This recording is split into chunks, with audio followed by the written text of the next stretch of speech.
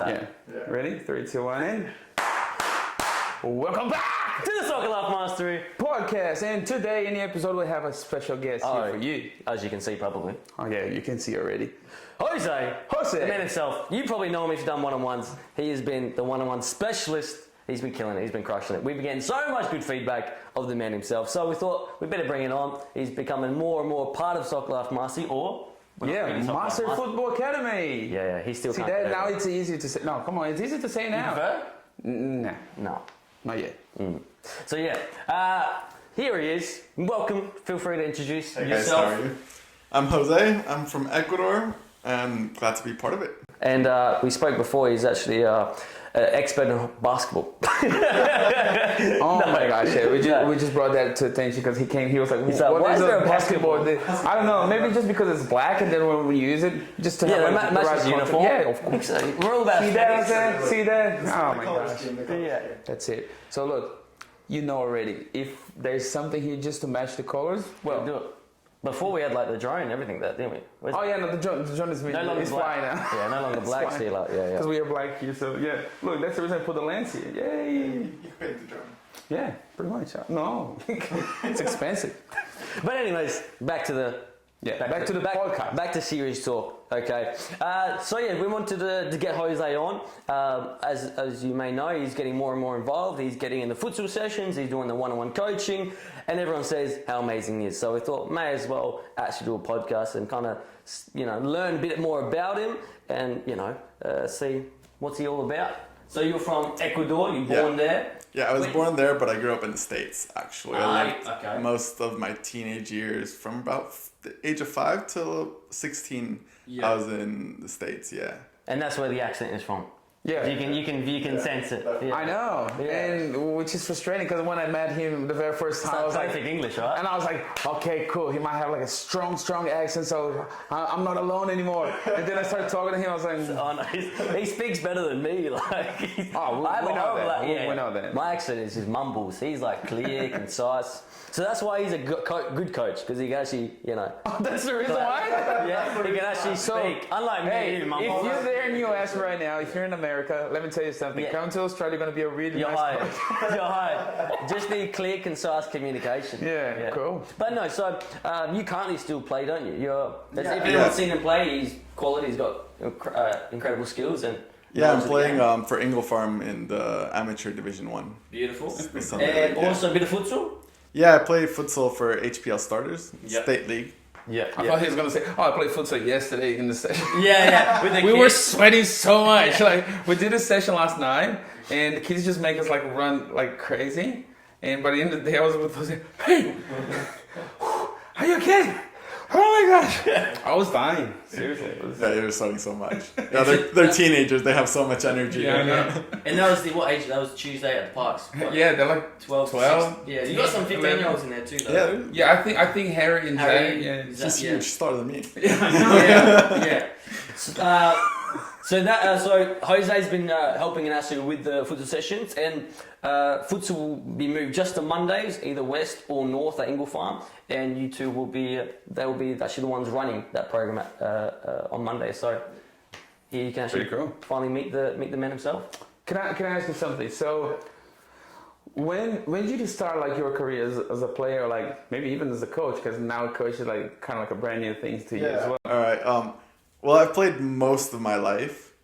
I played like for my state in the U.S., like all the suburbs and state leagues and stuff like that, until I was about 12 or 13, which then I kind of got out of the sport. Played a bit of tennis, played a bit of basketball. Aha! That's why I saw We found the basketball. In the next episode of the basketball one. Basketball life master. Yeah. Oh, it works. But throughout all that, I kind of played with friends, a few like social tournaments, stuff like that. But then when I got to Australia, I was just kind of playing with friends. And then one of my friends was playing competitively here. And he's like, yeah, come trial for my team. So I went to trial, did really well there, and then just kept pushing up as far as I could go. And every time just gotten more serious, like actually going to the gym and training for soccer. Like actually learning about all the different aspects that you need to be able to like compete at a high level. Yeah, that's pretty cool. Because like in US now, like soccer's growing like quite a lot as well. It's actually huge in the Yeah. US. Like there's quite a bit of money in it. Every suburb will have a team. There's lots of tournaments for every player, like at whatever level you're playing at, or whatever. You can go as high as you want, or just stay social. There's everything. Because I do remember like when I was a little bit young, like, not a little bit, like a way much. So That was so long ago. But anyway, I remember like it was more like girls' sport before. And then everyone was saying, "Oh no, it's a girls' sport because they're gonna play like American football." Yeah. And then I remember like it was started growing, like the MLS was started putting some money into it. Like a lot of people just buying the clubs, and I was like, "Hey, that's getting huge. It's so cool." I love when you see like a country like the US, for example, that they know how to do sports. They know like how to run like their own stuff. And now seeing like there's plenty of like amazing soccer players just heading down to America now to do like what we like to be seen. Yeah. That's pretty cool. So yeah, I'm pretty excited. I can't wait for the future. I can't wait to see like the next like UEFA Champions League, but like kind of like an American one. Yeah. Well, they got No, like money, we can put man. like the South America, like the Libertadores that we have, like join like with America. I don't know. That'd be It could be awesome. huge. That'd be huge. Yeah. Yeah, well, historically, the U.S. women's have always done really well. Their college programs are amazing. I've actually met a few girls that have come to Australia on exchange, and they play really well. Like, I've seen them play with the guys, and they're probably better technically, you know? But that's just because, like, as a sport, women have always veered towards football, and all the guys go to American football. That's where all the money is. The colleges always give scholarships and all that. Yeah, so... Well, even Australia, like even 10, 20 years ago, it's only now it's coming more mainstream, more popular. Like even high schools are getting more soccer programs. Jose actually runs the Hello Cove, our high school program, Hello Cove.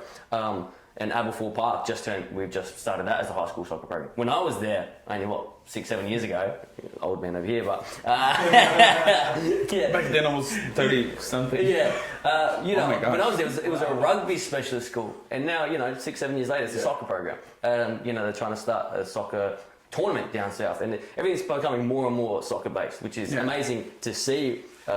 How big it's growing. We even have the World Cup, or the Women's World Cup happening here. So it's awesome to see. Yeah, no, I'm pretty excited for that one too. I can't wait to see. You walk over to. Oh yeah, I'm literally gonna just walk to see door. it. And if I want to see something with the drone, I can just pull like on my backyard and just whoa, look, I can see the whole thing. It's pretty cool. From the toilet, but No, you we can still watch look. the game. As I said, I cannot promise like 100%, but maybe like 95% that we're gonna have like some Brazilian girls sitting right here doing the podcast with us. That'll be really cool. You reckon? Yeah. No, Damn. look. Well, there's 95%? there's two of them. They already say yes, but like we never know when they come here if it's gonna be that easy to them too. But like they already say yes, I can do it. I was like, really? Damn. But then they will That's come huge. here, maybe like they'll be working a lot, like doing like a lot of stuff. Well, and I was like, hey, it's only 2 minutes from the just tent. walk over. Please just come. We can even do it there. That's fine. Like I don't mind. That'd be awesome. That'd be cool. That'd be huge. Yeah, we can go there and do Go to it. the State Centre. Yeah, look, one thing, hey, if you're watching this or listening to this, pay attention. One thing that we start doing now, besides like the video, if you like run a different club or something, we also do like promo videos for you now. We do like interviews, like, okay, you finished the game, then what are you gonna do? Well, there's the interview now, we're gonna have there for you too. So if you need it, just contact Kyle. So yes, so we're actually going to start providing these services to clubs, academies. So if you want promo videos, if you want video analysis of the game footage, if you just want to do anything media Like the related, backstage of the game as well. anything media related, promotional related, we've got you covered. We're going to start providing that service for others. Because you can see the stuff like we do, the podcast, the YouTube, everything. Then you can do the same. Yep. We'll provide that service for you. It's gonna be pretty cool. Yeah, be huge, be awesome. But yeah, how have you been finding doing the private coaching? You've been doing that flat out. We've kind of now this weekend as well. We've got pretty much 9 to 4 o'clock. So last week you were a bit crook. So Daniel did it. One of our other coaches, and he's realised how hard it is. Oh yeah, Doing it for like 6, 7 hours of just one-on-one coaching. He's like, the last session, like 4 o'clock, I was like, hey dude, just go home. I'll take this one. You look, he's like sweating. He's like full on because it's like training. It is. How you been finding it? It really depends on the ability level of the player, what age they are. Like the older ones, you definitely have to be training with them. Yeah. You have to be doing everything with them, like doing the passing drills and going after balls and stuff like that. it can get tiring. But with the younger ones, you do smaller drills and a lot of more basic stuff, kind of technique stuff, and that can relax you a little bit. Bit of a breather. But then hours on end, it does take a toll. Yeah. Because like sometimes parents don't understand like how much effort we put into those programs. For sure. So for example, doing like a one-on-one session, it's pretty much you going to the doctor. First analogy. Here comes the next analogy. So you go to the doctor and then look, hey, look, I have like sore back, like pain, blah, blah, blah. So I need your help. So what I'm going to do? So the doctor will study your case. They will provide you medicine, treatment. Yeah, same thing to us. We're going to see you playing and then, well, good. Yeah. Left foot, it's terrible. Let's just work into it. Oh, you cannot do like any head. So yeah, we're going to work into that. And then every single session, one-on-one, it's 100% focus in the kid. So we literally focus on everything else. And that's the reason it can be time for us too. Oh, new kid. So this one, I need to prepare this. I need to do that, blah, blah. So yeah, it is time. And then at the end of the day, of course, because it takes a lot of energy, is a lot of talking. Hey, look, you should do this. Because we try to teach you like the best way to learn how to do it. Like some like trick, how can I say, like some shortcuts to do it properly. Sure. Yeah. So once you do that, okay, cool. The last session, you're like, hey, woo, are you ready? Because I'm not. No, yes, we are always See, ready. but to... he's fit, so he's not like that. I know. For you, yeah.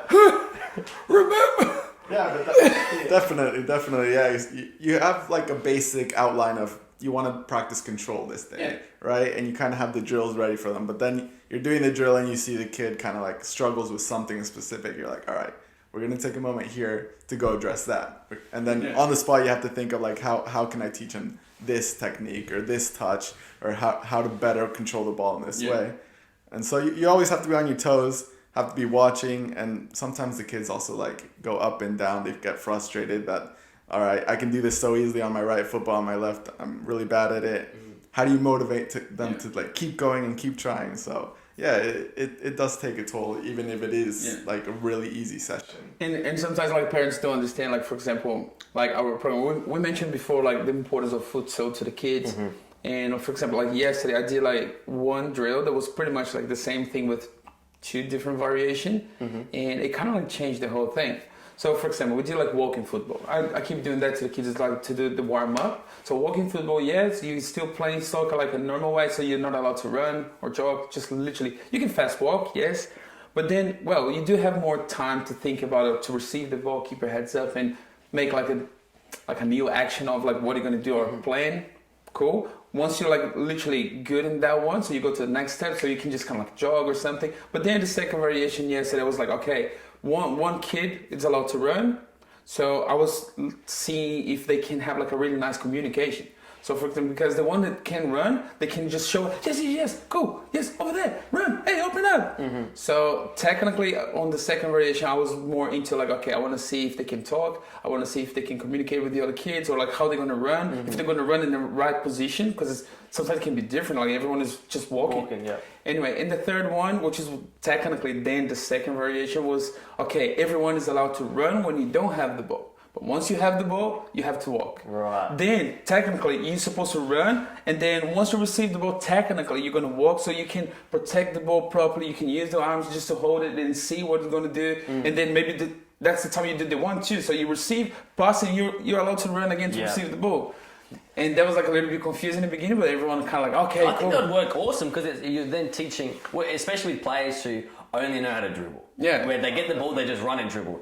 To build on those players, okay, let's force this player to receive. I can't sprint at speed, so maybe how can I use my teammate? Can I pass and move and get it back? Pass, move, get it back. I think that's a really good exercise. It was pretty cool. And of course, it takes time to the kids to understand. And I'm sure some players who are that style, if they just want to dribble and just want to take, they'll be like getting frustrated. Yeah. But that's our job, is to, as a player, you must be versatile. As you mentioned, when you were training, you got to get all aspects. You can't just be good at dribbling. You can't just be good at 1v1s. It's okay, can I get good at positioning? Can I get good at passing and moving? So that's an awesome way that you can identify some of those players that need that aspect of football. It's not just I'm going to wait until I have it and dribble for days. Yeah. So how can I And fix as a coach, like during the whole session, we can kind of identify some of the kids that might need some one-on-one sessions at least to improve a few things. Because like in the middle of the game, you're not going to stop everything just to teach that kid. No. And that's the time you're going to kind of say, have you met Jose? Yes. He's going to talk to you. Yeah, but towards the end of that session, there was a few kids doing really good 1-2s. Yeah. So, And look, they will adapt like quickly as well. Once you start every single exercise or every single drill that you do like in a training session, kids sometimes take a while to understand properly. But once they do understand, they're like, oh, that was pretty cool. And sometimes they don't even understand how much they improve already. We can see it, but like sometimes they don't see it. I was like, oh, cool. And as a coach, you're like, that was cool. It's working. Look at that. Because even with the walking football, without the kids realizing, they have to start thinking ahead. Yeah. Because I can't react super quickly and get there. Yeah. So I've got to go, okay, that ball's probably going to go to that player. So I have to quickly walk to the position to when he gets it, I'll be in the correct position. So you've got to start thinking ahead. But you can see positioning clear yourself. when you do like walking football, you can see clear. So for example, the ball is there, you need to walk, but then, oh, there's a space there. I'm not going to go. yeah, even with the passing, you can't like kind of pass it that way and he's going to run and get it. No, he's walking there. I have to make sure he gets right in front the of him. right so weight. Yeah, and I've seen you do that with the private coaching, getting the right weight of your pass. Yeah. So Yeah. not too hard, Very not too important. soft. Because It also can be frustrating. yes. Second analogy. Are you ready? So it's like a fish inside of the aquarium. Because like the fish is like pretty much like this. Because fish, they keep saying they have like a short memory, right? If they do have it. But anyway, it's pretty much like the fish just, that's cool. Nice place. I'm thinking I'm going to go over there. Then you go over there. Oh, it's a nice place. Oh, look at that. I think I'm going to go over there. So when you do walking football, sometimes you kind of look, oh, there's a space like totally free there. Let me go there. Then you go there like walking. Once you're there, the ball just came to the other side. Oh, I need to go over there now. So you keep just walking. It's fine. Once you understand the whole thing, you're going to understand like you're like a fish in an aquarium. Like, you just need to think ahead like before you go. I've been there, but I'm going to go there again. This is why he's a creative person. The things that go in your brain are phenomenal. The creativity, the things that come to your brain is I don't know what happened. I'm sorry, amazing. guys. But in saying that, that is frustrating for players that they keep walking and because they're being reactive. Yeah. Rather than they've got to think, okay, rather than me reacting of where the ball is, let me go there. Let me think, okay, where's the ball going to go? Yeah. And then let me go to that position. Because I can't run, I've got to think ahead. And if you go there quiet, you're not going to receive the ball too. You need to talk. I have to call for communication. How can you create space if someone's just walking right next to you, right? Yeah. So I go this way, and as soon as he's coming with me, I go the other way. The double movements. There's so many things. Like, for example, even when you do like walking football, sometimes I keep telling to the kids, for example, once you find the player, once you touch the player, so if they give back to you to receive that ball, if you're touching the player, you know like the distance that you are. And then if they're literally running, sometimes we don't do that quite a lot, but like walking, you have more time to think, oh yeah, this is pretty handy. Every time I put my hands on their back and just putting like, just to find the distance, wow, this is pretty cool. And then once you run, if you remember everything you did when you do like walking football, you're going to improve. The thing is, sometimes kids don't understand that kind of like exercise. It's not for you to dribble. That's not the purpose. It's a different purpose. And sometimes kids are like, I just want to play games. Well, that's the thing with exercises. They're designed to work on a particular point of your game. Because if we just say play your game, then you're just going to go back to your old ways of let me dribble as fast as I can. Or you might be a player that only passes. And so then we have to go make different rules for that to work on that area of your game. So it's about these exercises have a point. And for example, with the walking football, it's good for those really athletic players that really depend on their speed, their agility.